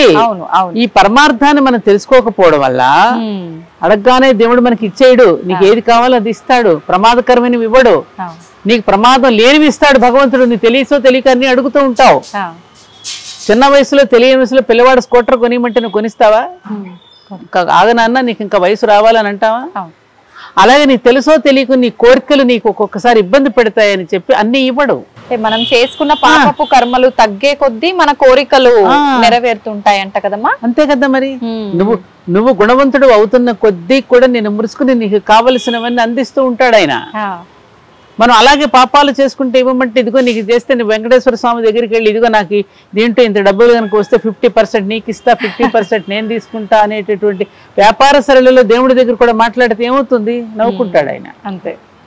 అదే శివుడికి రుద్రాభిషేకం చేసేటప్పుడు మనం చేయవలసింది ఏమిటంటే ఇది పాపాన్ని క్షయం చేయడం ద్వారా, దురితము అంటే పాపము, ఆ పాపాన్ని నేను క్షయం చేసుకున్న తర్వాత నీ ప్రీతికి నేను పాత్రుడను అవుతానని తెలిసి ఇదిగో అభిషేకం. కాబట్టి నీ కోపానికి గురి కాకుండా ఉండే బుద్ధిని నాకు ప్రసాదించు. అది అక్కడ అభిషేకం చేస్తున్నాం. దామోదరుడు అంటున్నాం, మళ్ళీ కార్తీక్ ఇక్కడ మళ్ళీ ఇద్దరికీ కలిపి చేస్తున్నాం. అంటే ఈ దీపం ఏదైతే ఉన్నదో ఆ దీపంలోకి ఇటు దామోదరుడిని ఆహ్వానిస్తాం మనం. ఆ దీపమే దామోదరుడిలోకి ఆవాహనం చేస్తే ఈ మనిషి అన్నవాడు ఏం చేస్తున్నాడు? 84 లక్షల జీవరాశులకి లేనటువంటి తెలివితేటలు, ఆలోచనలు, మెదడు నీకు ఇచ్చాడు కదా మనిషి. అవును. ఇప్పుడు ఆ మనిషి ఏంటి? వీటన్నింటి పట్ల కృతజ్ఞుడై ఉండాలిగా. ఉండాలి. ఇప్పుడు ఈ చెట్టు ఉంది, ఈ టెంపుల్ ట్రీ, దీని నుంచి పూలు తీసుకుని నేను రోజు భగవంతుడి దగ్గర నేను ఆరాధన చేసుకుంటున్నా. అవును కదా. అలాగే ప్రతి ప్రాణి నుంచి కూడా నేను సహకారం పొందుతున్నా. ఆ సహకారం పొందుతున్న ఆ ప్రాణికి కూడా ఉత్తమ గతులు ఇవ్వమని కోరుకుంటూ చెట్ల దగ్గర దీపాలు పెట్టి, ఈ చెట్టుకు కూడా పాపం అది కదలలేదు, మాట్లాడలేదు, దాని బాధ మనకు చెప్పుకోలేదు, దీనికి కూడా ఉత్తమ గతిని ప్రసాదించు అని చెప్పి చెట్టు దగ్గర మనం దీపం పెడితే ఆ దీపంలో ఉన్న దామోదరుడు ఆ చెట్టులో నుంచి ఆ ప్రసరించి దానికి విముక్తిని కలిగిస్తాడు. అలాగే ఆకాశ దీపం పెడితే దాంట్లో శలభాలు మాడిపోతుంది, దీపపు పురుగులు. ఆ దీపపు పురుగులకు కూడా మోక్షం ప్రసాదించుగాక. ఆ దీపాన్ని వెలిగించే విప్రుడు బ్రాహ్మణుడు కూడా కేవలం కర్మకాండలకే కాకోకుండా అతడు వేదార్థాన్ని అర్థం చేసుకునే స్థితిలో ఉండి అతను కూడా వేదమూర్తి వర్ధిల్లుగాక అని చెప్పి బ్రాహ్మణుడికి కూడా మనం ఆశీర్వచనం ఇస్తూ ఆకాశ దీపం వెలిగిస్తాం. అలాగే నీళ్ళల్లో ఉండే చేపలు ఉంటాయి, తాబేళ్లు ఉంటాయి, కప్పలు ఉంటాయి, అనేక జీవరాశులు ఉంటాయి. ఆ నీళ్ళల్లో దీపాలు వెలగడం ద్వారా ఆ దీపంలో ఉన్న దామోదరుడు వాటికి కూడా ఉత్తమ గతులను ప్రసాదించుగాక అని చెప్పి మానవుడైనటువంటి వాడు, బుద్ధిజీవి అయినటువంటి వాడు సకల జీవరాశులకు క్షేమాన్ని కోరుకుంటూ చేసి పెట్టే దీపాలే ఈ కార్తీక దీపాలు. చెట్టు దగ్గర పెట్టినా, నీళ్ల దగ్గర పెట్టినా, నదుల దగ్గర పెట్టినా ఈ పెట్టిన దీపాలన్నీ కూడా వాటికి కూడా ఉత్తమ గతులు ప్రసాదించుగాక అని మానవుడైనటువంటి వాడు కోరుకుంటున్నాడు. మా కార్తీక దీపానికి ఇప్పుడు ఎంతైతే ప్రాధాన్యత ఉందో కార్తీక పురాణం కూడా అంతే ప్రాధాన్యత ఉంటుంది కదమ్మా. కార్తీక పురాణం అనేది ప్రతిరోజు ఒక అధ్యాయం చదువుకోవాలి అంటుంటారు. నిజంగా చదవటం వల్ల ఫలితం ఏంటమ్మా? చదవగా దానిలో ఉన్న పాత్రలు ఏవైతే ఉన్నాయో ఆ పాత్రలోకి మనం వెళ్ళి మన పాత్రతను కూడా మార్చుకోవడానికి అవకాశం ఉంటుంది. ఓకే. అందుకని పురాణం ఎప్పటికీ కొత్తదే, ఎప్పటికీ కొత్తదాన్ని పురాణం అంటారు ఎప్పటికప్పుడు. ఆ కార్తీక మాసం గాథలు వినడం వల్ల మనలో ఒక ఆలోచన, బుద్ధి పరివర్తన కలుగుతుంది.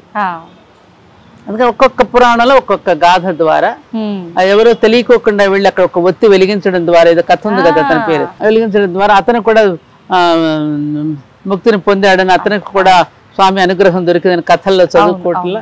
అలా పోలి కథ కూడా చాలా ప్రత్యేకం కదమ్మా. ఈ కథలో ఏ కథ చెప్పినా దాని వెనకంత మానవుడి యొక్క శ్రేయస్సు కోసం పెట్టారు.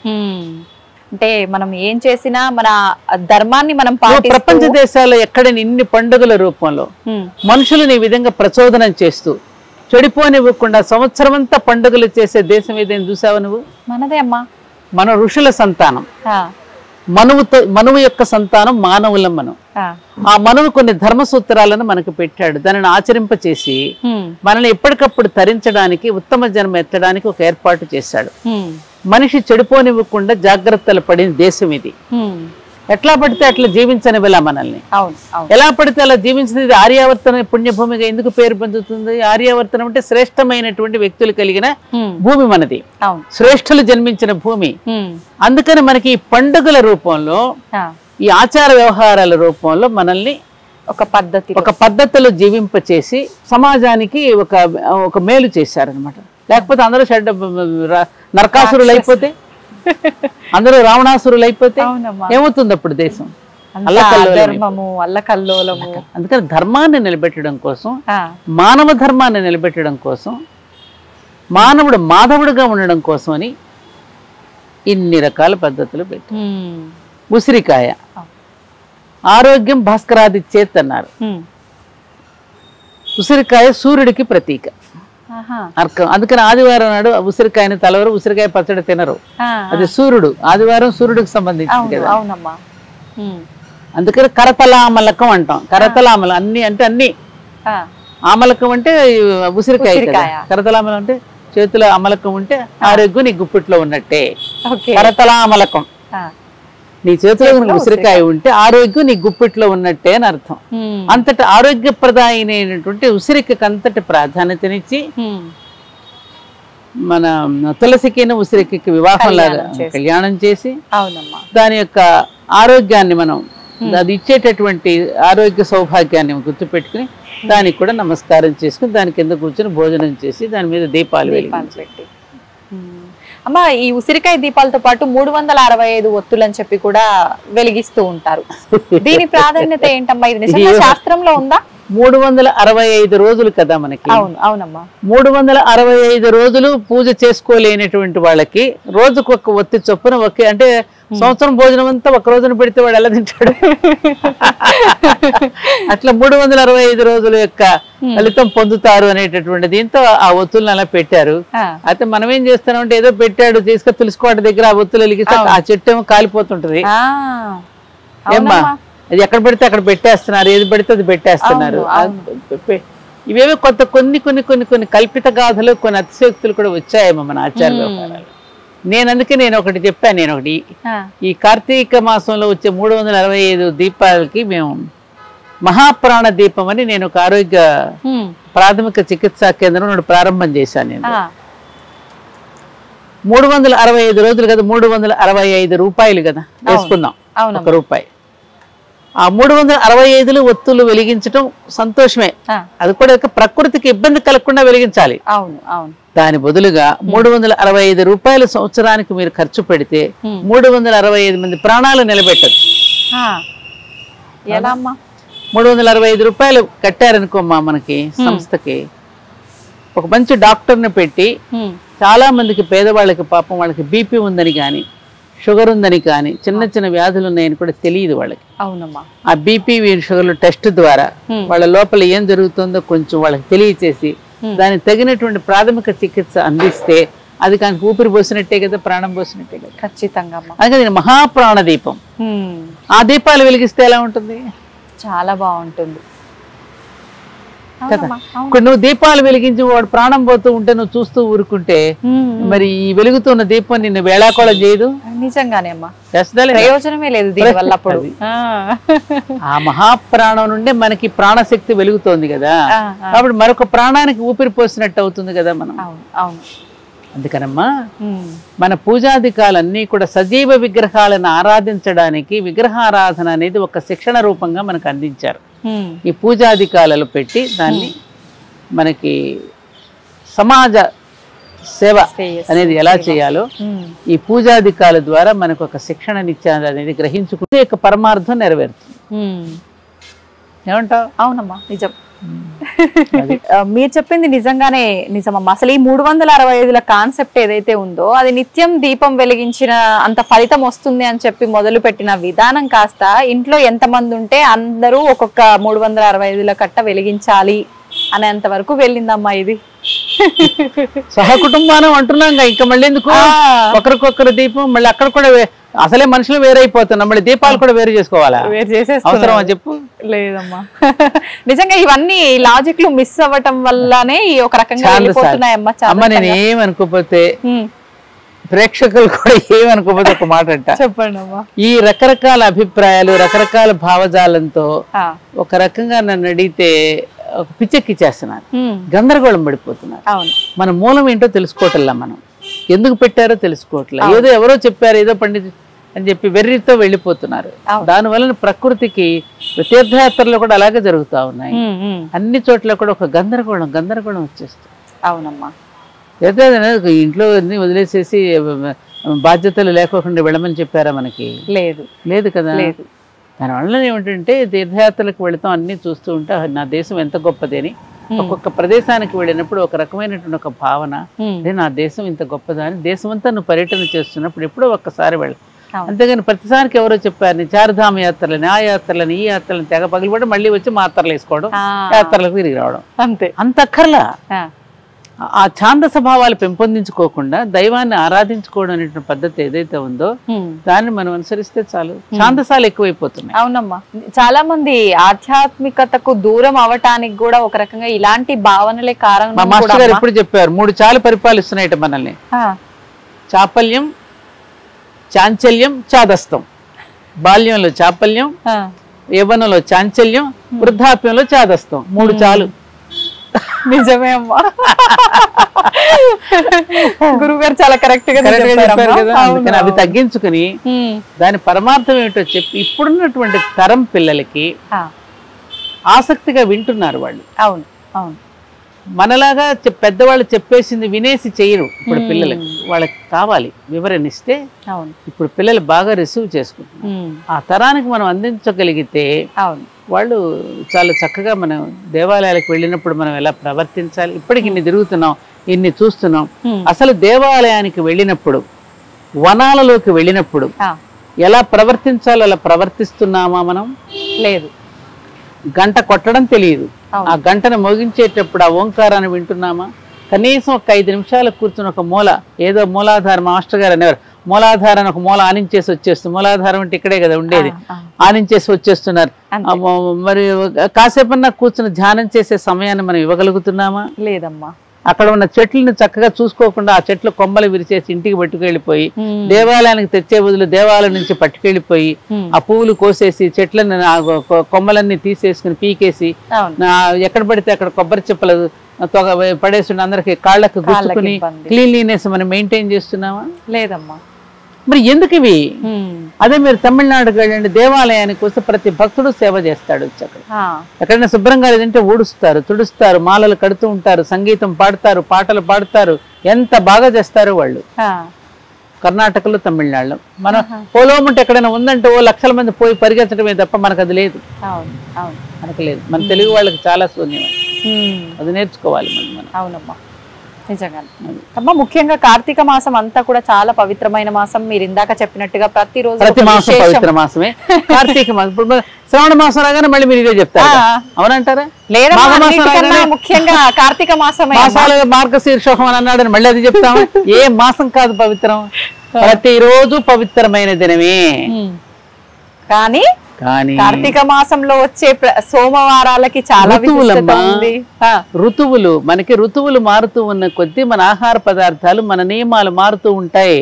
ఎందుకంటే ప్రకృతికి మానవుడికి ఉన్న అనుసంధానం అటువంటి ప్రకృతిలో ఏది జరుగుతుందో మార్పు నీ దేహంలో అదే జరుగుతుంది. చలికాలం రాగానే నీ దేహం ఎందుకు ముడుచుకుపోతుంది? ఎందుకు క్రీములు తెగబూసేస్తాం మనం? వర్షాకాలం రాగానే ఎందుకని మనం ఎట్లా ఉంటున్నాం? ఎండాకాలం రాగానే ఎలా ఉంటున్నాం? ఆ ఉష్ణోగ్రతకి ఈ ఉష్ణోగ్రతకి ఏంటి అనుసంధానం? ఎందుకని చల్లనీళ్ళతో స్నానం చేస్తున్నాం మరి చలికాలం అయినా కూడా? సైన్స్.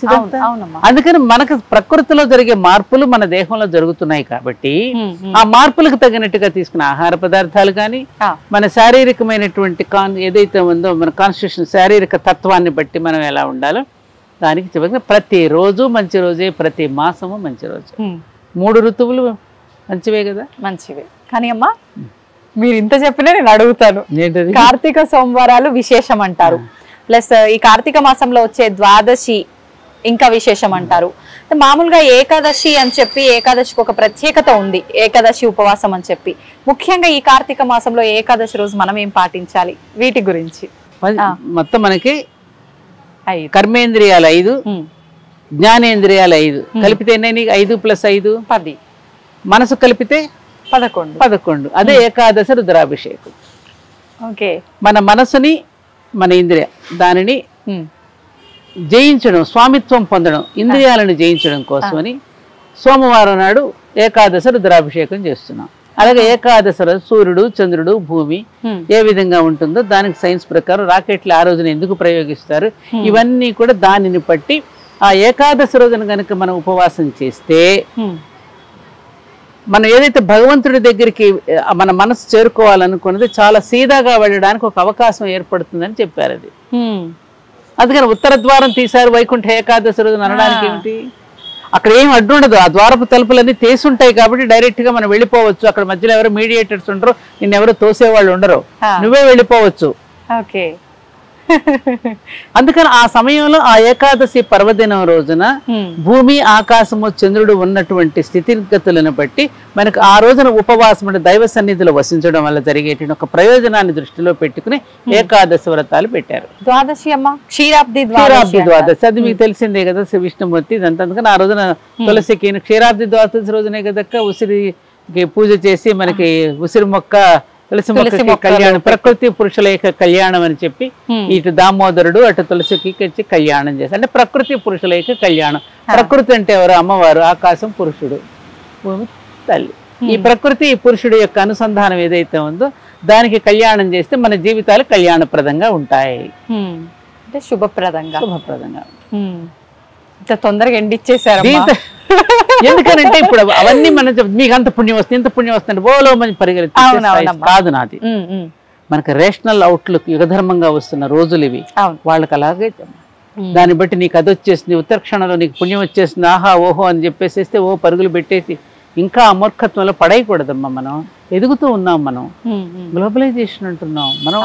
మనం ఆ విషయాన్ని దాంట్లో అవగాహన చేసుకుని ఒక పక్కనేమో దీపావళి పండుగ రోజున ప్రకృతి అయిన మహా అంటున్నాం, వికృతి అయిన మహా అంటున్నాం, మళ్ళీ ప్రకృతినేమో ఒక పక్క నాశనం చేస్తుంటే ఆ పూజకులో దోషం ఉంటుందా? నీకు పూజను అందుకుంటుందా? దోషమే ఉంటుంది. మరి పూజలో దోషం చేస్తూ ఆ అనుగ్రహం ఎలా పొందుతావు నువ్వు? అవునమ్మా. లక్ష్మీదేవికి మొట్టమొదటి నామం ఏంటి చెప్పు? ప్రకృతి నమః, వికృతి నమః. మరి ప్రకృతికి విఘాతం కలిగించే పనులు చేసి కర్బన ఉద్గారాలు, ఇవాళ బోలెడంత కార్బన్ డైఆక్సైడ్ అని మన భూమికి వదిలేస్తూ ప్రకృతిని విఘాతం చేస్తూ నిన్ను అనుగ్రహించమని నువ్వు పూజలు వ్రతాలు చేస్తే ఎలా అనుగ్రహిస్తుంది? ఆలోచించాల్సింది కూడా. అవునమ్మా. అది ఆలోచింప చేయడమే మనం మీడియా చేయవలసిన పని. ఇలా చేస్తే 10 మంది వెళ్ళిపోతారని వాళ్ళని పరిగెత్తించేసి సెన్సేషన్ క్రియేట్ చేయొద్దు. సెన్స్ మనం ఏదైతే ఇందాక జ్ఞానేంద్రియాలు అనుకున్నా ఆ జ్ఞానేంద్రియాలకు ప్రచోదనం చేయాలి తప్ప వాళ్ళని ఎక్కడికో పరిగెత్తించేసి మూర్ఖత్వంతో పరిగెత్తి చేయడం కరెక్ట్ కాదనేది. నారదుడు ఏం చేశాడు? లోక కళ్యాణం కోసం అక్కడ మాట ఇక్కడ మాట చెప్పాడు అంటావా? ఎందుకు చెప్పాడు? అది లోక కళ్యాణం కోసం. జర్నలిజం అనేది లోక కళ్యాణం కోసం చేసేది. నారద మహామునికి ప్రతీకలు జర్నలిస్టులు అంటే. ఆ లోక కళ్యాణం కోసం చేయాలంటే మన పూర్వీకులు ఋషులు ఏదైతే చెప్పారో ఋషి ప్రోక్తాలని మనం వినాలి తప్ప మానవ ప్రోక్తాలు కాదు. మనకి అథెంటిక్ ఏదంటే ఋషులు. ఋషులు వాళ్ళు దర్శించి మనకు అందించి పర్వదినాలలో చొప్పించి మన చేత ఆచరింపజేసి మనం ఆరోగ్యప్రదంగా ఉంచడానికి పెట్టుకున్న పండుగలో ఉన్న పరమార్థాన్ని నేటి తరానికి ఉన్న దాని కనుక చెప్పి దానిలో ఉన్న సైన్స్ ని దానిలో శాస్త్రీయతను బోధిస్తే కరెక్ట్ గా అర్థం చేసుకుంటాం. అది కనుక చెప్పకుండా మనం చెప్తే అన్య మతాల వాళ్ళు మనం వేళాకోళం చేసి మనవన్నీ అబద్ధపు మాటలని చెప్పి వాళ్ళు ప్రచారం చేసి ఇప్పటికే చాలా అన్యాయం జరుగుతోంది. అది మనం చెయ్యకూడదు అంటాను నేను. ఏమంటావు? నిజమే అమ్మా, మీరు చెప్పింది 100% నిజం. నేను అందరూ అంగీకరించాలి. అవునమ్మా, మీరు అన్నట్టుగా ఇప్పుడు ఈ జనరేషన్ పిల్లలకి ఇంతకు ముందు ఉన్న ఉమ్మడి కుటుంబాలు ఇవన్నీ ఉండటం వల్ల పెద్దవాళ్ళు ఇంట్లో ఉండి వాళ్ళకి ఇలాంటివి చిన్న చిన్న కథల రూపంలో తెలియజేస్తూ కొంచెం మన సంస్కృతి సాంప్రదాయాలు విలువలు బంధాలు ఇవన్నీ ఉండేదమ్మా, తెలిసేది. కానీ ఇప్పుడు అన్ని దూరం అయిపోయి ఎవరికి వాళ్ళు అయిపోయి ఇలాంటివి తగ్గిపోవటానికి కూడా ఒక రీజన్ అమ్మా. ఎవరి కారకులు దీనికి? ఎవరి పనుల్లో వాళ్ళు బిజీ ఉంటారు, ఎవరిని అనడానికి లేదు. అందరం బాధ్యులే కాబట్టి బాధ్యతాయుతమైనటువంటి పని కనుక మనం అందరం పూనుకుంటే ఈ సమాజం నాది, ఈ దేశం నాది, ఈ ధర్మం నాది అని కనుక సమాజ హితంగం వైపు కనుక మనం నడిచినట్టయితే సమాజం బాగుంటుంది. ఎవరికి వారుగా కాకుండా ఒకరికి ఒకరంగా ఉంటూ మనందరం సమాజ హితమే కోరుకుంటే అప్పుడు సమాజం. ఆ సమాజ హితం కోరుకున్న వాళ్ళే మన ఋషులు. కాబట్టి ఋషుల యొక్క మాటల్ని మనం అర్థం చేసుకుని దాన్ని తగిన రీతిలో మనం ఆచరిస్తే తప్పకుండా ప్రతిరోజు దీపావళే, ప్రతిరోజు దీపావళే. అందరిపైన ఉంది బాధ్యత. సంతోషం అమ్మా, చాలా మంచి విషయాలు తెలియజేశారు. నిజంగా మన ధర్మం కనుమరుగైపోతుందేమో అని భయపడే రోజులకి వెళ్ళిపోతున్నాము. అలాంటి సమయంలో మీలాంటి వారి మాటలు చాలా ఉపయోగపడతాయమ్మా. కనుమరుగవదాం. సత్యం ఎలా కనుమరుగవుతుంది? సత్యం సత్యమే. ఇవాళ కాకపోతే రేపైనా బయట దాని మీద పట్టిన బూజు, దాని మీద పట్టిన అబద్ధపు ఇదంతా మనం ఊదేస్తే ఆ సత్యం బయటకు వస్తుంది, ఎప్పటికైనా వస్తుంది. సత్యాన్ని ఎవరు ఆపలేరు, ధర్మాన్ని ఎవరు ఛేదించలేరు. ధర్మం ధర్మమే, సత్యం సత్యమే, సత్యం శాశ్వతం. ఆ శాశ్వతమైన ధర్మమే మన సనాతన ధర్మం. దట్ ఈస్ ఎటర్నల్ ధర్మ. ఓకే, థ్యాంక్ యూ అమ్మా, ధన్యవాదాలు. అందరికీ శుభాకాంక్షలు. మీకు కూడా అమ్మా.